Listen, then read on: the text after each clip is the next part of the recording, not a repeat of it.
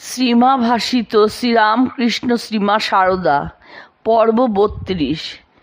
জনৈক সন্ন্যাসীর নৈরাশ্যপূর্ণ পত্র শুনে মা বলছেন, সে কি গো, ঠাকুরের নাম কি চারটিখানি কথা যে অমনি যাবে? ও নাম কিছুতেই ব্যর্থ হবে না। যারা ঠাকুরকে মনে করে এখানে এসেছে তাদের ইষ্ট দর্শন হতেই হবে। যদি আর কোনো সময় না হয় তো অন্তত মৃত্যুর পূর্বক্ষণে হবেই হবে।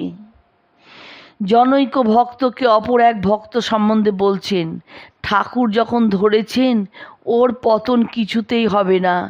তুমি নিশ্চিন্ত মনে বসে থাকো। ঠাকুরের দেওয়া সিদ্ধমন্ত্র ওকে দিয়েছি, ওর কি কখনো অমঙ্গল হতে পারে? মা ঠাকুরের প্রসঙ্গে বলছেন, ঠাকুর বলতেন, লোককে দেখবে পোকায়ের মতো, তাই বলে সকলকে নয়। নিন্দুক লোকেরও হীন সংস্কার যাদের, তাদের কথাই বলছেন। জনৈক ভক্ত শ্রীমাকে প্রশ্ন করলেন, মা, ঠাকুর বলেছেন এখানে যারা আসবে তাদের শেষ জন্ম। আবার স্বামীজি বলেছেন সন্ন্যাস না হলে কারো মুক্তি নেই। গৃহীদের তবে উপায়? এই প্রশ্নের উত্তরে শ্রীমা বললেন, হ্যাঁ, ঠাকুর যা বলেছেন তাও ঠিক, আবার স্বামীজি যা বলেছেন তাও ঠিক।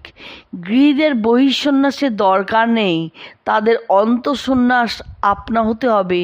তবে বহিঃসন্ন্যাস আবার কারো কারো দরকার। তোমাদের ভয় কি? তার শরণাগত হয়ে থাকবে আর সর্বদা জানবে যে ঠাকুর তোমার পেছনে আছেন। জনৈক ভক্ত শ্রীমাকে প্রশ্ন করলেন, মা, ঠাকুর অনেককে আপনজন বলেছেন, এর মানে কি? শ্রীমা তার উত্তরে বললেন, ঠাকুর বলতেন তারা কেউ শরীর থেকে, কেউ লোমকূপ থেকে, কেউ হাত পা থেকে বেরিয়েছে। তারা সব সঙ্গের সঙ্গী।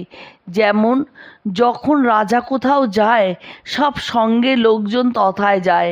আমি যদি জয়রামবাটি যাই, আমার সঙ্গে যারা তারা সব যাবে না? তেমনি যারা আপনার তারা সব যুগে যুগে সঙ্গী। ঠাকুর বলতেন যারা অন্তরঙ্গ তারা ব্যথার ব্যথী। এই সব ছেলেদের দেখিয়ে বলতেন এরা আমার সুখে সুখী, দুঃখে দুঃখী, ব্যথার ব্যথী।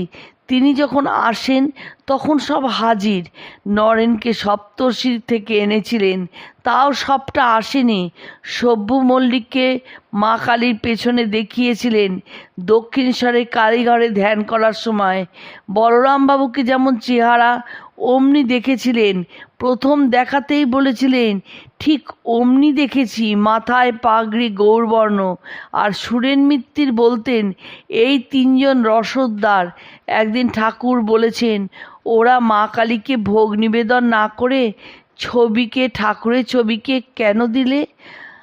আমরা অকল্যাণ হবে ভেবে মনে মনে ভয় পেলুম। ঠাকুর বললেন, ওগো তোমরা কিছু ভেবো না, এরপরে ঘরে ঘরে আমার পূজা হবে। মায়েরই বলছি, বাপান্ত দিব্যি। মহাকবি গিরিশ ঘোষের দেহান্তরের প্রসঙ্গে শ্রীমা বলছেন, সব তার কাছ থেকে এসেছে, তার কাছে চলে যাবে। কেউ তার বাহু হতে, কেউ পা হতে, কেউ লোম হতে হয়েছে, সব তার অঙ্গ অংশ। ভক্তের মনে প্রশ্ন, গৃহভক্তদের এত কামনা বাসনা থাকলেও ঠাকুর যাদের নির্ভয় প্রদান করেছেন তাদের নির্বাণ লাভ সম্ভব? এই প্রশ্নের উত্তরে শ্রীমা বললেন, তা তিনি ঠাকুর যাকে যা বলছেন সব সত্য তো, মিথ্যা তো হবার জো নেই। এখন বাসনা থাকুক আর যাই করুক, তিনি দেখেছেন শেষে তা থাকবে না। তিনি বুঝতে পেরেছিলেন। স্বামী অরূপানন্দের একদিন মাথা ধরলে শ্রীমা তাকে ঘি আর কর্পূর জেলে মিশিয়ে হাত দিয়ে নেড়ে দিয়ে মালিশ করলে বলে ঠাকুর প্রসঙ্গে বললেন, এ ওষুধ ঠাকুর লাগাতেন তার যখন মাথা ধরত। জনৈক ভক্ত শ্রীমাকে জিজ্ঞাসা করলেন, আমাদের কি হবে মা? শ্রীমা উত্তর দিলেন, ঠাকুরের শরণাগত হলে সব হয়। তার ত্যাগই ছিল ঐশ্বর্য। তিনি ত্যাগ করেছিলেন বলে এখন আমরা সব তার নামে খাচ্ছি যাচ্ছি। লোকে ভাবে তিনি এত বড় ত্যাগী ছিলেন, তার ভক্ত এরা না জানি কত বড় হবে। শ্রীমা নিজের প্রথমবার দক্ষিণেশ্বরে আগমন প্রসঙ্গে ঠাকুরের কথা বলছেন। প্রথমবার যখন নৌকা থেকে দক্ষিণেশ্বরে নামছি, শুনতে পেলুম ঠাকুর হৃদয়কে বলছেন, ও হৃদু, বারবেলা নাই তো? প্রথমবার আসছে। আমি মনে মনে জানি আমি গঙ্গার উপরে নৌকাতে বারবেলা কাটিয়ে এসেছি। শ্রীমা প্রথমবার একাদিক্রমে 8 মাস ঠাকুরের সঙ্গে নহবতে বাস করেছিলেন। এই সময় ঠাকুর তাকে কি বলেছিলেন সেই সম্পর্কে মা বলছেন, আমার বয়স তখন 18-19 বছর হবে। ওর সঙ্গে শুতুম। একদিন বললেন, তুমি কে? বললুম, আমি তোমার সেবা করতে আছি। কি, তোমার সেবা করতে আছি? তুমি আমার বই আর কাকেও জানো না? না। আর কাকেও জানো না? না। আর কাকেও না? না।